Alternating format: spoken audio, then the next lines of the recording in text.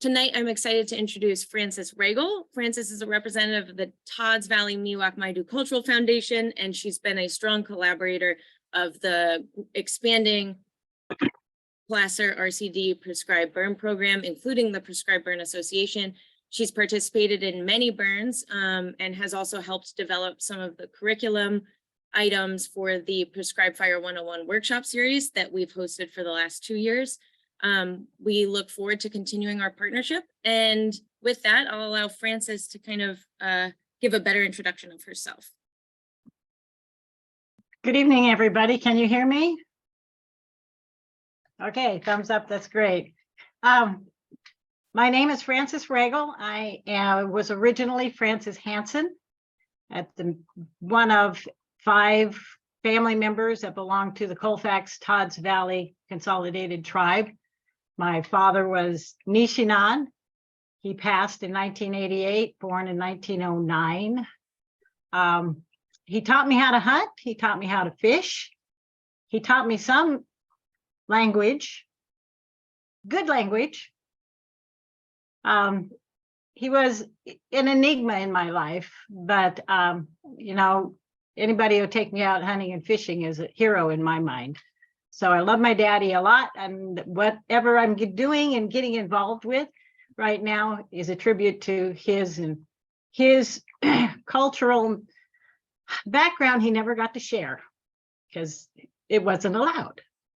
But anyway, I have a PowerPoint for us tonight. I thank you so much for coming. Thank you for checking in. Now, I was told that you guys can't just butt in and give me a question if you want, but if you want to, I'm okay with it. If Frances is okay with it, I'm okay with it. It's okay with me. Anyway, I was a teacher for 28 years. I've taught K-12.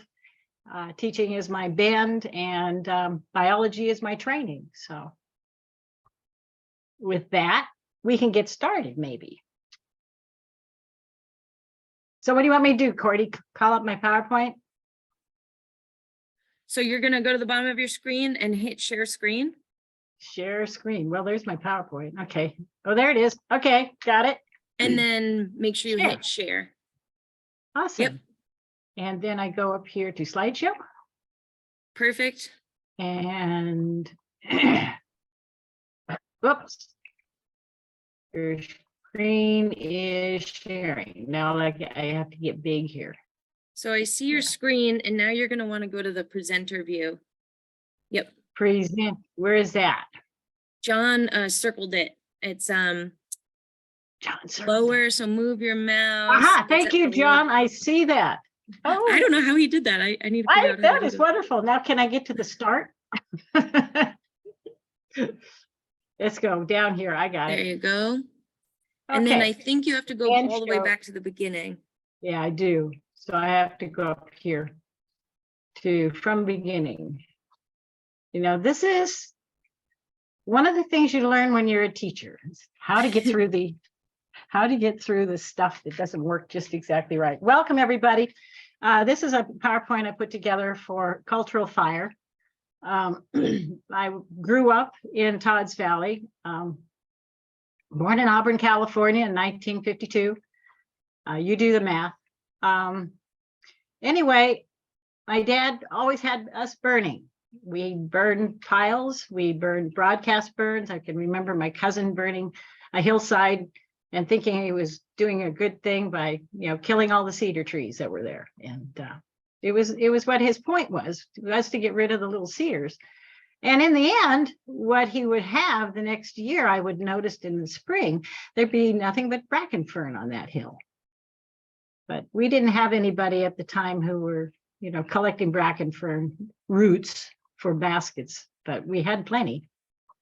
Anyway, with that, this is my question to you. This is my home. This is where I grew up. I love the snow, although I'm sure not many of the people lived in the snow when it was, especially when they did feet like we got this year. But I'd like you just to kind of think about, if this is where you lived and you didn't have any of the amenities that you have nowadays, how would you survive? And the whole point of going through this is to introduce to you how you develop a culture, because this is the root of the cultural fire. So think about it. How are you going to survive out here?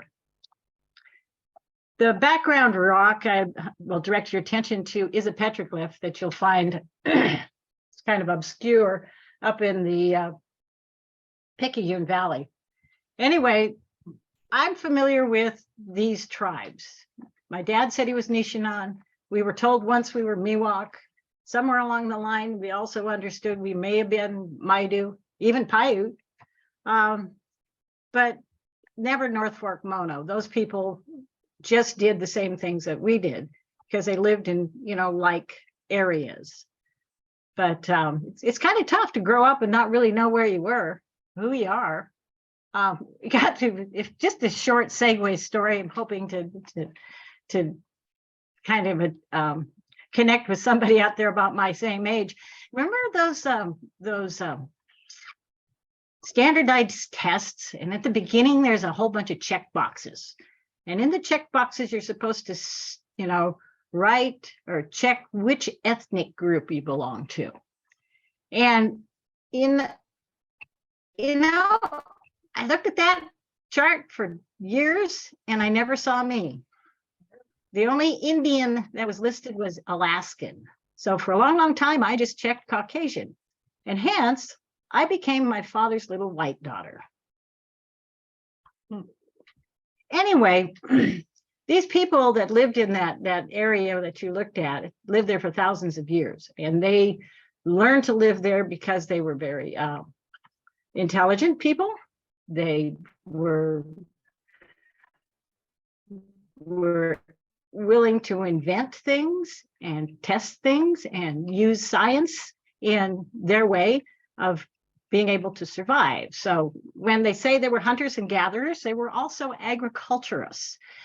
They tended to their forests. They tended to the places and areas that provided their food and their shelters. So these people collected seeds and carried them with them. They propagated plants from cuttings.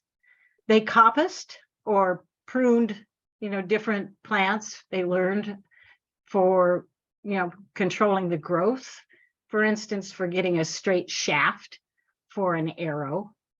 They've transplanted plants, and you can find areas where there are plants growing that are there only because somebody put them there. And one of them is the sweetgrass. And sweetgrass very specifically is one that doesn't transplant by seed very well.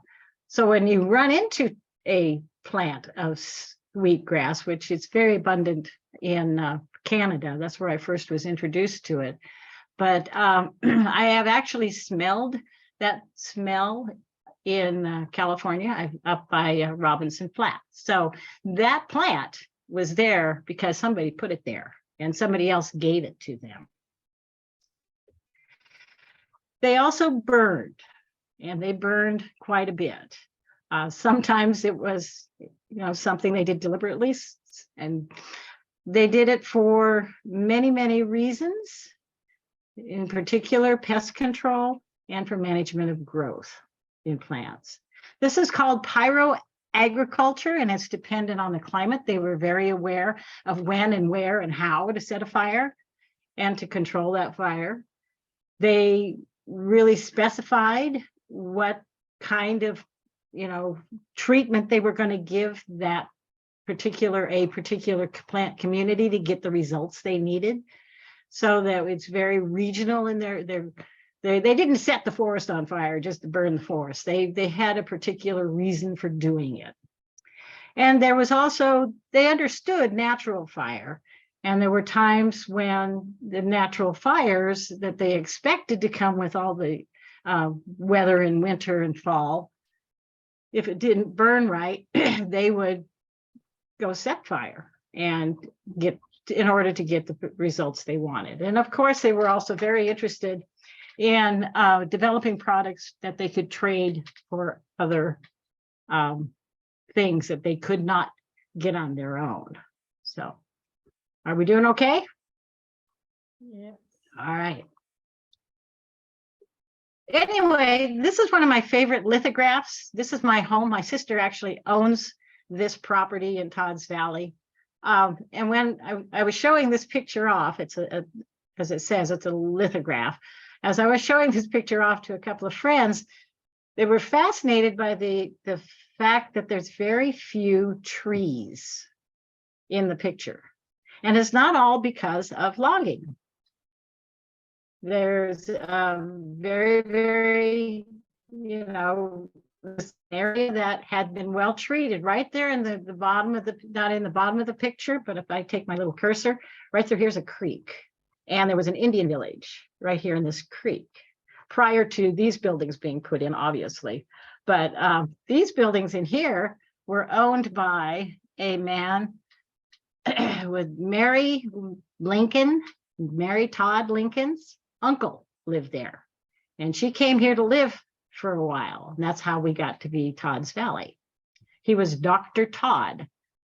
And several of the people that are in the cemetery that's right up in this area where my family is, were, treated by Dr. Todd.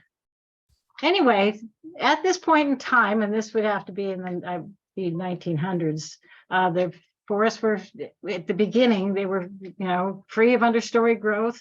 You could ride, I've seen pictures of people riding their horses through the forest where you can't nowadays. And there were very, very, vast areas of grassy meadows, fields of food crops, and acres of large diameter old growth. And that was all produced by indigenous and cultural fire. This is a famous picture. You'll see it in several of the resource books. I was first introduced to it in a book that was titled Tending the Wild by Kat Anderson. Anyway, this is a Native woman. I'm suspecting she's either Sierra Nevada Miwok or North Fork Mono, because that is Yosemite in the background. Anyway, in the early 1900s, we were dressing, fairly, indigenous like. We were using sweaters and the dress of the day, but we had our baskets, and that woman has a basket and for hauling her seed, as well as a basket for doing the threshing of it. Behind it, you'll see trees that are 20 to 30 years old. So again, you're looking at early 1900s. In the foreground, you'll see the older and larger trees appear to have some sort of a burn or scorching scars on them. That's why their limbs are so high up. And I would imagine that what that woman is standing in, since they did broadcast burning in Yosemite at that time on a regular basis, that field she's standing in was propagated by indigenous management. Anyway, so going on this cultural bend, and thinking of how can I survive? Well, you don't have, the tools we have nowadays. So you use what was available, or what you could get by trading. This is a mono that was found in my sister's yard. I told you she used to own Todd's Valley, and there was an Indian village there. But that rock came from my sister's horse pen. We don't have obsidian like that up here. So that obsidian that was found in this area was brought here and probably traded for, and then lost by somebody, who missed. This little rock I had for years, and I had picked it up. I don't know why. It was an interesting rock to me, and had it for years, put it in a can, finally picked it up one day and started playing with it. And it is my belief that if you pick up a tool, you eventually will be the tool will tell you what it's used for. So in using this tool and feeling the other side of it, which was very, very smooth and well worn, it came to me that this was a scraper and probably used on a hide. Yeah. or some other soft material. They also use scrapers for softening up the fibers in some of the plant materials they use for baskets. It's a rock that you won't find around in this area, and that's another indication that it probably was brought here or was picked up. This is a portable bowl. The pedestal we don't have. This is for grinding, you know, vegetation, acorns in particular. And this one came to me, and I believe that all these ambassadors of our indigenous culture comes to me because they said they wanted to come to me. And that's my belief. So this bowl down here in the corner was brought to me by a friend, and he picked it up from a woman who was cleaning up her yard, getting ready to move. And she looked around and said, "Hey, you know, you can have anything out here that you want." And he looked over and saw this round rock. He said, "Well, how about that round rock?" There's no, sure, I've just put my plant pots in it. It's got a funny hole in it. So needless to say, he decided it needed to come home. So it did. This is a collection of tools that have come to me through friends, and some of them were just on loan and went home with the friend. Actually, the friend's my cousin. And there's a little rock right here that was given to me by a dear friend that was used for smoothing out leather, and it still has the stain, the leather stain on it. And then, of course, you got your shards of obsidian. That's a mono. This one, it fits in the hand. It is probably another one of these like this, not for maybe, it's got that smooth edge. They probably were using it to smooth out some sort of fibrous material. And then this rock here, it comes to us with another story. That's a pedestal. This is actually a grinder. And it's a good 3 feet across here. Anyway, the people would use these rocks on a yearly basis when they came through, because you know, they would go up and down the mountaintop because of the snow and following the deer herds and that. So anyway, they would work on a rock. They would recognize it by having some sort of marker. And when they left to move on, that one's way too heavy to carry, of course, they turn them over upside down. Well, my dad knew this stuff. And so he was always looking underneath the rocks to see if he could find one, and he did. And anyway, he made the mistake of telling my mom, who happens to be English and very, very white, that he had found this rock, and she made sure he brought it home. So anyway, this rock sits in my mom's yard. It's been there forever, but it is a grinder. And lastly, what we were noted for is the baskets and the different materials, the fibrous materials used in these baskets. And each one of the tribes that you'll find in California can identify by the design and the materials used in the baskets what tribe they came from. This happens to be from our tribe. This was done by a family member, not my family, but one of our tribal family members. And it's actually big enough a person can stand in it.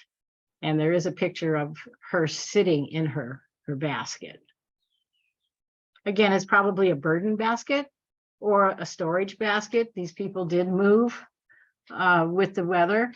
So they would have, just like us, have boxes. They've got to have baskets to carry stuff in. So that having a big basket like that would be advantageous to them, the moving.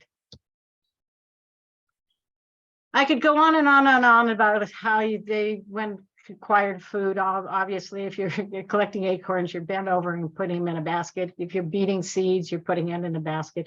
If you're out, looking for meat, you're using your bows and arrows or your spears or your, slingshots in order to get food. They also would stand over a gopher hole and smack them with rocks to get, food. But anyway, they did a lot of work in order to prepare medicine and make sure the plants were producing the right material for, or, you know, the flowering or the proper leaves that are clean and full of, not full of insects and pesticide-free medicine. There's a lot of information out there, and I will give you 3 books here that I can recommend that will give you an understanding of what it was like to live as an Indigenous person and prepare your own food and make sure you were set for a year and its climate changes or its weather changes.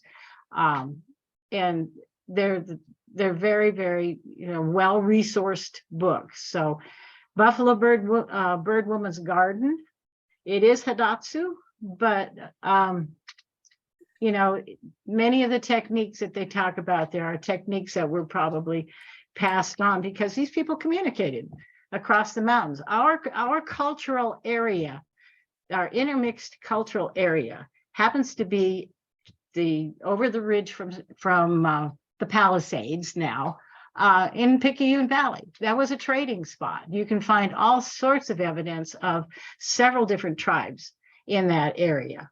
And the only reason they would be there was because it had plenty of food and was full of whatever resources, and and friends. They would develop friendships. They would come up to the area as a group and have games and do the things that, you know, we do for fun. Anyway, there was a lot of intermingling with the cultures up here for the tribes. And I think these 3 books very much represent to you the description of how these people really survived. And this is a Nisenan woman making mush. I watched my aunt one time make mush. Well, she would, what I saw her do, and I knew she'd collected her acorns and had processed them, but she needed to leach them. So she came to my mom's house, to our house, and she dug a hole in the dirt and lined it with pine needles and poured her mash into it. And then for a week or so, she'd come back every day and pour water in it. Our soil doesn't leach very well here, so it hung out for quite a while. But anyway, after, you know, a week or so, she'd scoop it out and wash it all off, and then cook it and make this really grayish brown gruel that I'm quite honest to tell you I never really developed a palate for, but it's interesting, and it's full of proteins, and it's really good for you. So anyway, if you get the opportunity to eat acorn mush, take the chance.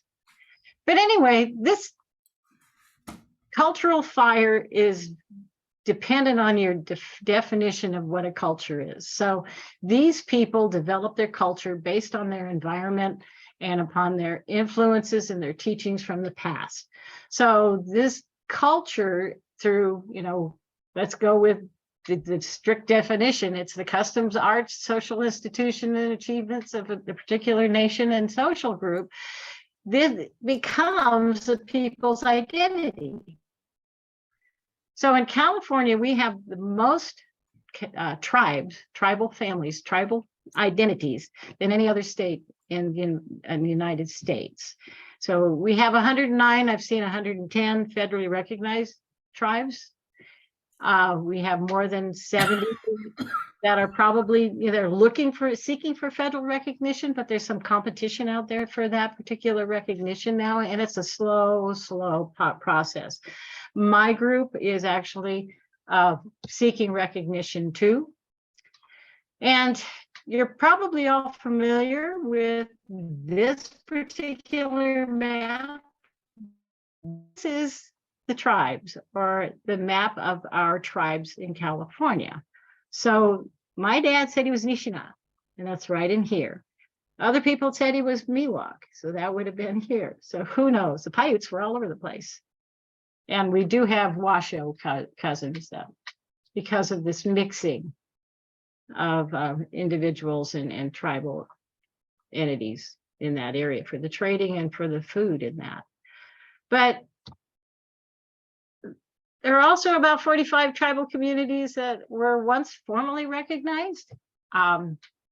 we were once up until 1979, when we were illegally terminated, and the money that we were getting through the federal government just kind of, disappeared like some of the rivers disappear into a sandbar. We're looking for the roots. We're looking for where it has gone, and eventually I think our tribe will get a recognition. What's the advantage to having a recognition? Basically, it's not casinos for us, although I'm sure there are members who would prefer to have a casino. For me and my foundation, it's the ability to get funds to help the people, any of the people, all Native Americans, and we're working real hard in making that possible. So again, supporting the culture. If one of the things we're doing this summer is introducing a summer language workshop for some youth, and the whole hope is to eventually build up a recognition that we are a people that are still here, and we have culture, and we have some background that I think can be utilized to help our particular state out of some of their problems with wildfire and management, forest management. And that's why I'm interested in what we're doing with the Prescribed Burning Association.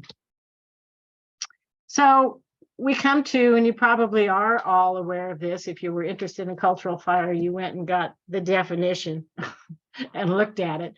So this is the definition supplied to us through the Southern Sierra Prescribed Fire Council. It is language that has been adopted by a couple of the state laws when defining the difference between a cultural and a prescribed fire. And the only reason that is anywhere near important is because of the potential of there being some liability exception. But, the major difference here is that cultural fire was used by tribes, and they were used for their essentials for living. It was an essential part of the culture and their sustenance and the materials, and it was their life.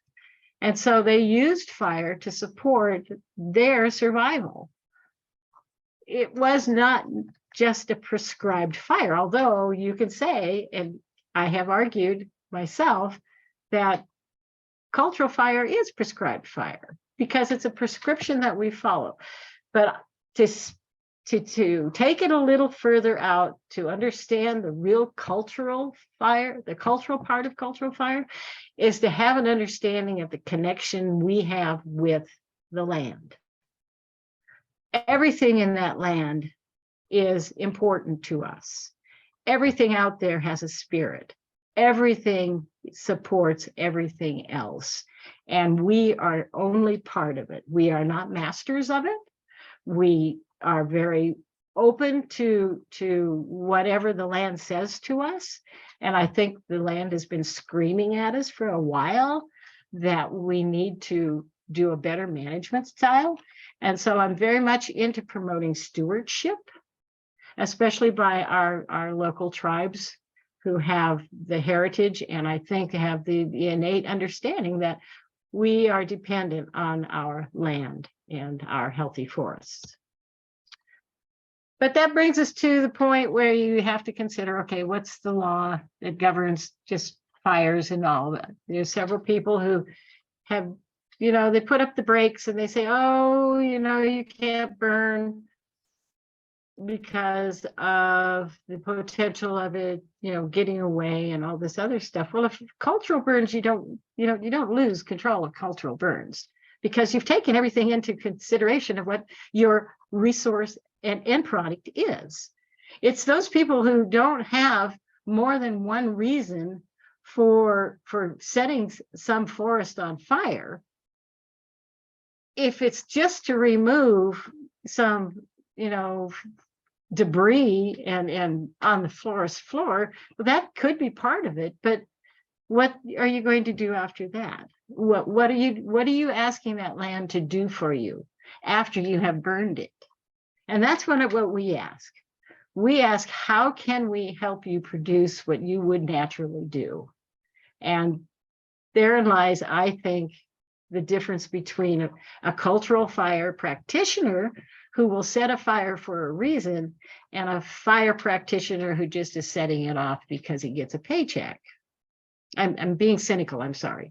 Anyway, those are the definitions. Those are what are in our California Civil Code.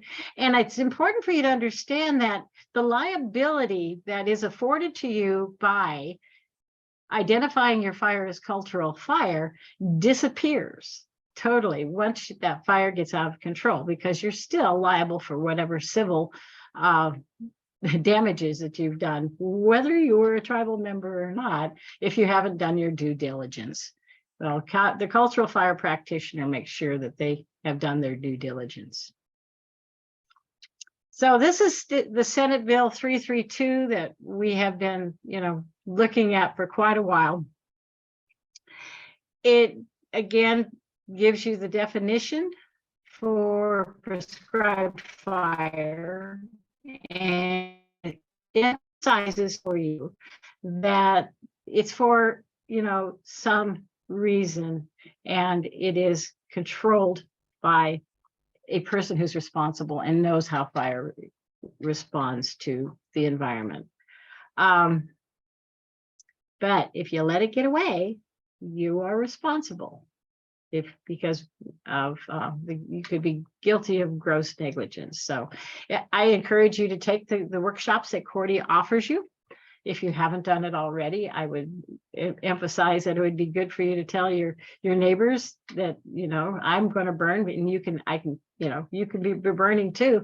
We had a cultural burn at my place just this last week.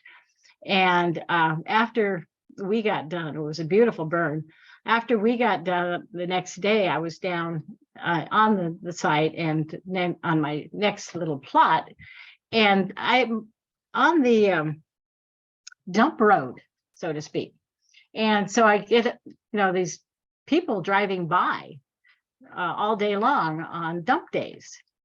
And while I was down there, it was interesting to me the number of people who was looking at me with my weed eater down there, weed eating the second plot and looking at the burn site. And I was curious as to whether they thought maybe we had done something that was out of control. Obviously, though, there's plenty of lines around it and there's hoses still out there. But, I think it would be really nice to be able to spread the word as they were driving by with their pickup loads full of burnables, their limbs, their leaves. They too could have been, home just burning them and working it back into the ground and giving the ground some more nutrients back. But maybe they don't have the circumstances for doing it. But it's education. That's what I'm getting at. It's all about educating people, and I would really very much like to be able to educate people of the value of to our environment of prescribed fire, cultural fire, and our end of it anyway.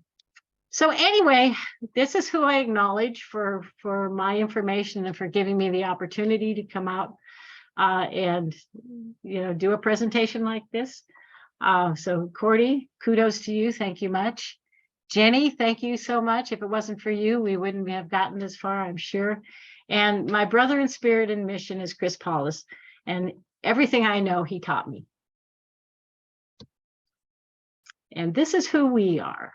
This is the Cultural Foundation, and we are all members of the Todd's Valley, the Colfax Todd's Valley Consolidated Tribe. These trees are blue oaks on our property. And I would like to point out that it's got way too much brush around it. They haven't produced for quite a while. We need to take the brush out and do a burn. This is full of Indian potato types. There's brodias, there's several different species of brodias. And my goal is to someday put that set fire right there. Thank you so much. Thank you. So, okay, now I'm going to stop share. There we go. I got it. Yay. Thank you for listening. Thank you, Frances. Thank you, friends. Yeah, so I'd love to open it up to questions. I always prefer to hear people's voices instead of going through the chat. If you prefer to raise your hand, that's fine. If not, just take yourself off mute.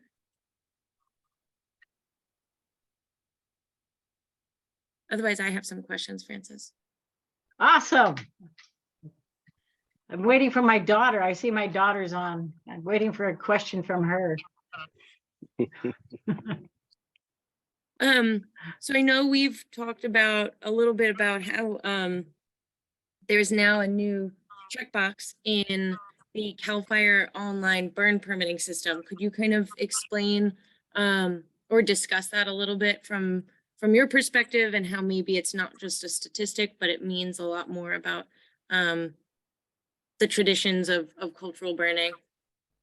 Yeah, thank you for bringing that up. That is a really good question, because if you're burning, you're going to, want all the proper permitting that you can. And if you're going through CAL FIRE, which I think most of you would, you'll get the opportunity to make a choice between whether you're doing a simple prescribed burn or whether you're doing cultural fire. And they don't give you any explanation about the difference between the two. So hence my first impression was, well, okay, you're collecting some data and I'd like to know what you're doing with it. If somebody's checking that box, then they are declaring that they are providing a resource for a local tribe at behest of the tribe, and that this resource is a necessity for this tribe to subsist, or be using their culture somehow.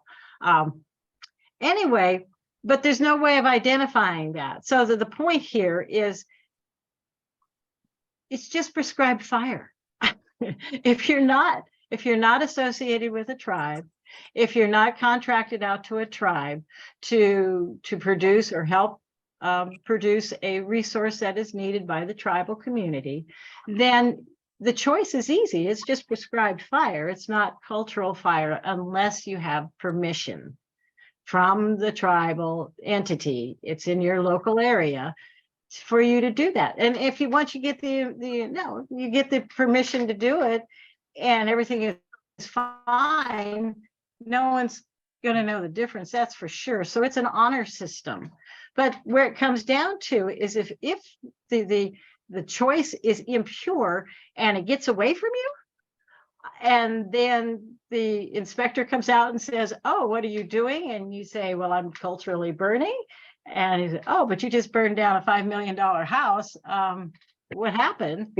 and they're going to look at you and go, "Oh, geez, but I'm culturally burning." He said, "Well, what's your resource? What's your tribe?" So it's something that won't happen probably unless something goes awry.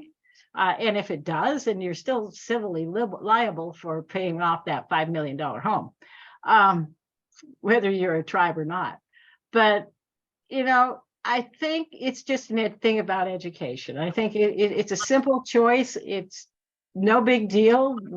I'd love to have the data, of all the people who are legitimately burning for cultural needs.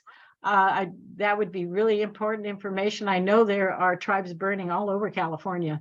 But to what end are we collecting this data? Is it to help the tribes? Is it to just map us out? Don't really know. But anyway, that was a question that was brought up. I think CAL FIRE is trying to address it. No harm done at the moment, for sure. It's just, for me, it's a matter of honesty. Why are you doing this?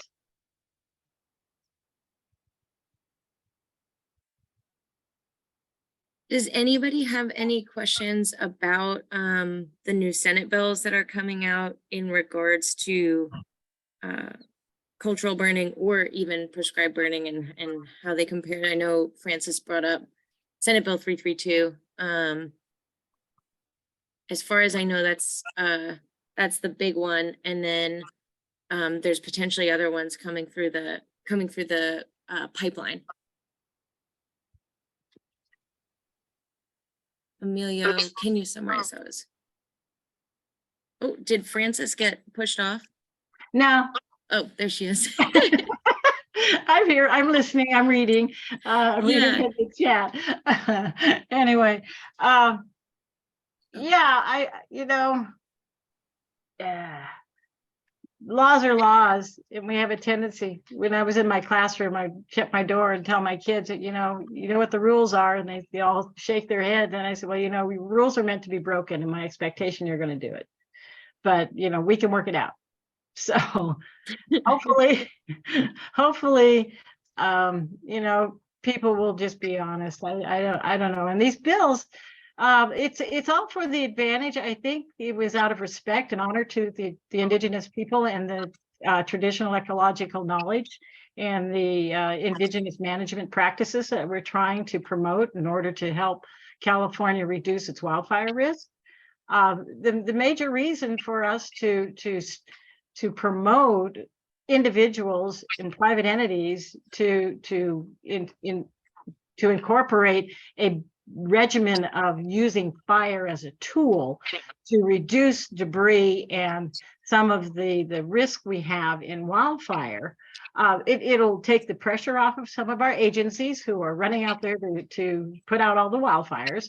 If they enlisted community members to teach other community members the value and the proper techniques and the laws that are involved in it, I think California would go a long ways in reducing the hazards we have and increase the health of our forests. I think the people way back then got it right. And Emilio, really quickly, SB 332, Francis mentioned earlier in her presentation, and that's just granting a higher level of liability protection to certain groups of burn practitioners. So cultural burn practitioners being one of them, or certified burn bosses. So you have to go through a series of trainings. The reason that we passed that law was because community-led burning efforts that are very popular and successful in the Southeast. Many of those states are grant burn practitioners under a gross negligence standard, and they tend to get more acres burned. I would say that, hopefully it's definitely a move in the right direction, but for folks who want to learn how to apply prescribed fire under simple negligence standards, I strongly encourage you to attend one of our workshops. And we talk all about how to mitigate those types of hazards and still burn low complexity, safely, legally, and ecologically beneficially under simple negligence. So I wouldn't say I try to avoid really pushing folks to fall under that gross negligence standards, because there's a lot of ways we can still get the work done under simple negligence. But yes, I agree with Francis. Laws are laws. Yeah. Mariana, I saw that did you potentially raise your hand and then take it down, or was that an accident? I raised my hand and then I panicked when I saw it took Francis off of me. So I lowered my hand. But I do have a question, and I largely want to direct it at the RCD or technical assistance folks that are participating in this call. Francis, also just thank you so much for sharing that history and that story. I can relate to being daddy's little white girl, because my mom was white and my dad was a very brown man. But my question for the technical assistance folks, more and more people are becoming engaged with and desiring to connect with Indigenous communities across the state. And one of the things that I find really problematic is that people want to make these connections, but don't move at the rate with which trust is built. And then it comes to opportunities like these bills where groups can really advocate to help support Indigenous communities being on the land and doing this work. I know for our RCD, like Contra Costa, I work in Contra Costa County, our board specifically doesn't want us advocating for anything at the state level. So how does that work for y'all or the other groups in this space? Because frankly, I find it annoying as all hell. So Inhibiting, yeah. I'll give my 2 cents. Ours has been strongly based in relationship building. And so I'm just standing on the shoulders of giants in my position. A lot of those relationships were generally fostered, and then I came in and we continued to foster those relationships. Francis, do you have more insight into that? I mean, as far as particular advocating for tribes, that is something that we, like, if it's a policy thing, we do have to funnel through our board to get approval to take a side. And that has been how we've had to deal with it in the past. But I don't know, I do recognize a number of names on this. Yeah, so it has to go through a board, at least for us. We're a public agency. So definitely that's how the RCD functions. Well, I think just to add to that, Cordy, just a little bit, excuse me for interrupting, that has been our total drive, is understanding that we can't do it by ourselves. We are kind of the fringe of a leather jacket out here for some of us who are getting older, and the knowledge is disappearing. So we need to enlist the people who are interested in hearing it and in participating. And I think for us, it's educating the agencies around us and developing the relationship with the agencies and the trust. It takes quite a bit. I grew up in a household that hated people who wore uniforms. You know, the Forest Service was not our friend. Although we always had the key to the gate to get through, you know, when it came to deer season. So somebody had the friends, but you know, it's capacity building. And I'm proud to say that the foundation works with not only NRCS and RCD, we work with the other tribes. We are becoming much more intertribal in our networking. We're trying real hard to enlist the support of our local agencies. I know I have the support of the Fire Safe Council. And you know, our local fire department, they're coming along. They walk with trepidation because, you know, we're asking them to let us take them into a risk area that they're not comfortable with. But if they would just, you know, help us out, then they could participate and the risk would be reduced. So it's capacity building, it's working with the agencies, it's building friendships.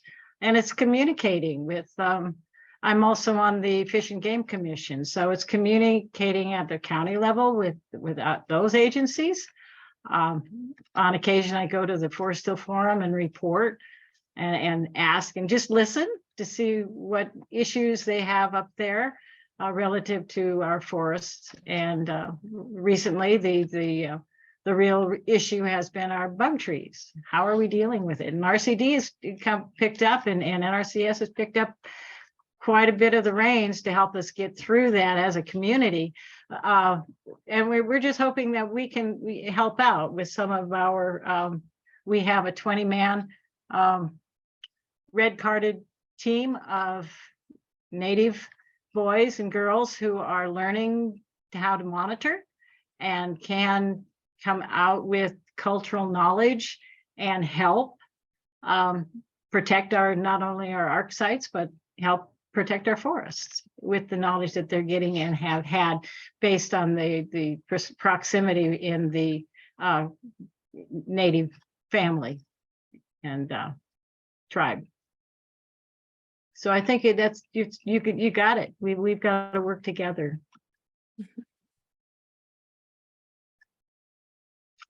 Sometimes it takes longer than we want it to. Oh, tell me about it. We've had our property with the BLM for 30 years, and we're just now getting around to being able to do prescribed burning on it. Jenny, do you have input on that question or a different question? I do have a little input and also a suggestion or maybe a question to follow up. That's a different topic, but to follow up on is it Mariana? I mean, I work within RCS and I work with the RCD real close in Placer County, but I work in like Central Sierra, San Joaquin Valley with our tribal customers and Native American customers. And I think our most success has been working alongside our advocates, like Intertribal Ag Council. They've been just huge. And so, or inviting the tribes to board meetings, and we're sitting at the same table in watershed meetings or Fire Alliance meetings. That's how we met Francis. Just sitting on the same side of the table, because we all have these community concerns. And I feel like there's a lot of groups trying to invent the wheel rather than going to the tribes that are already working on things. And we have advocates that are doing the political footwork. I think IAC does have some policy staff. First Nations Conservation Alliance is another one. And so there's a lot of advocates, and we can like tap into what's already happening and just strengthen those resources and working at the same side of the table. That's my 2 cents in my experience. But on us, Francis, you meant fabulous presentation. Thank you so much, Francis, with the beautiful photos. And I always love learning from you.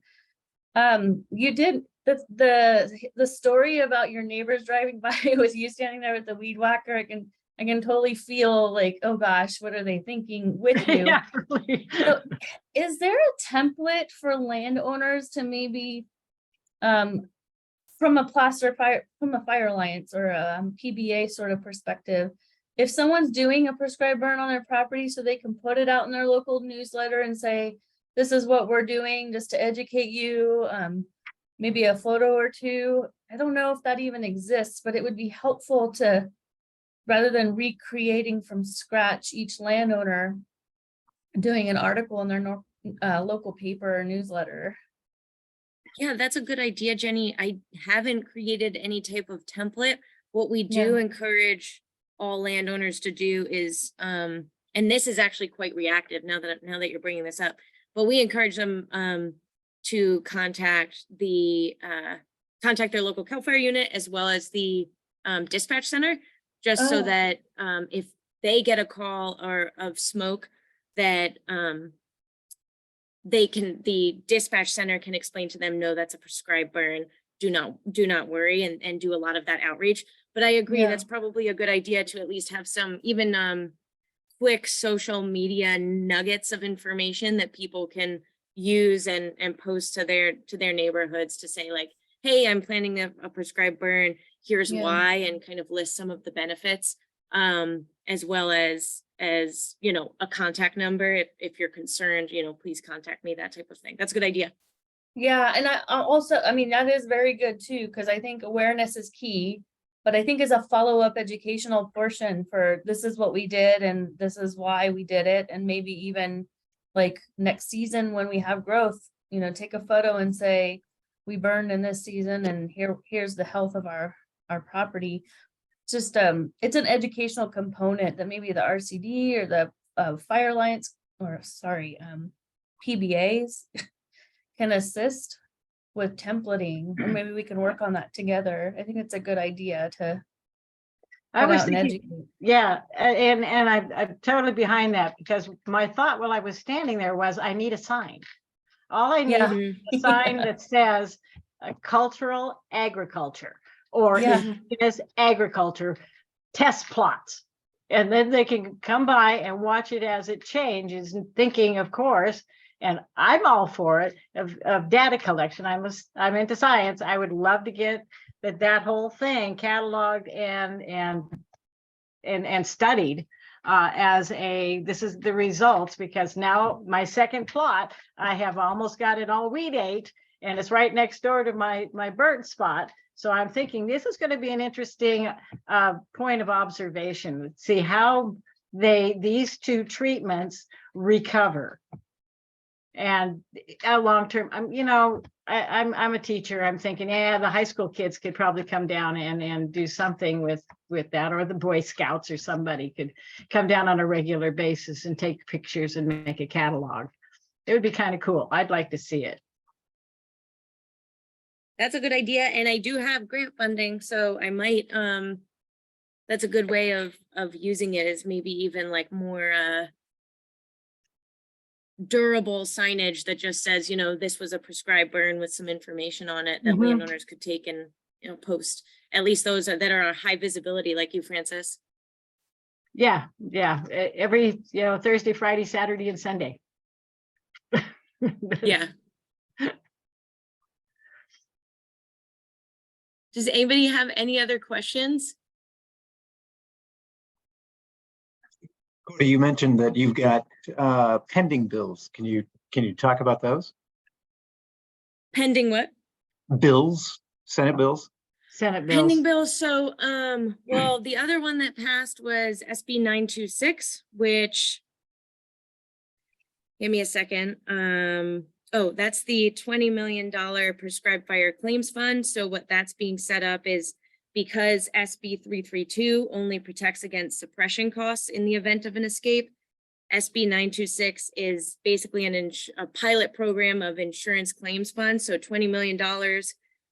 It caps at $2 million per claim, and that's to protect against third-party damages, but you have to meet a number of certain requirements in order to be eligible for that funding.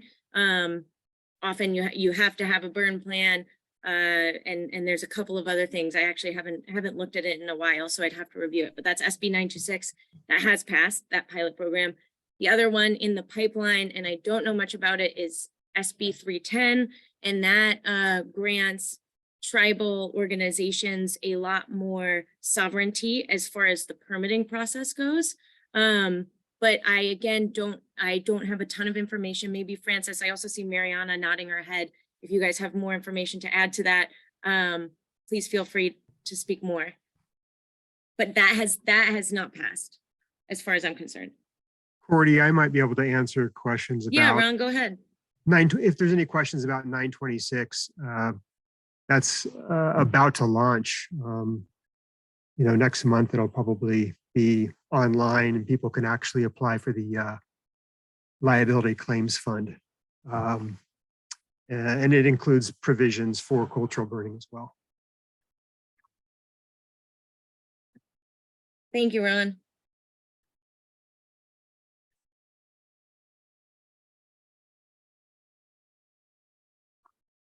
For folks who do feel comfortable, who know information and feel comfortable putting their contact information in the chat box, that would be helpful. For those on the call, I won't be publishing the chat box. So it's not going to be, dispersed to all of YouTube if you feel uncomfortable about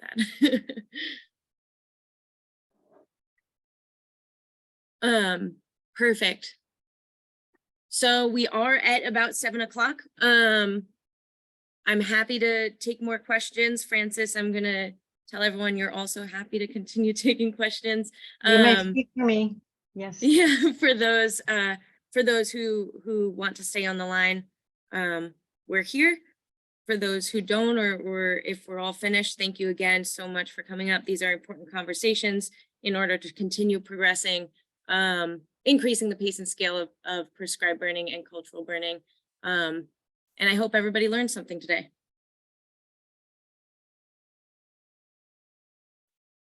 Yeah, me too. I hope you learned something.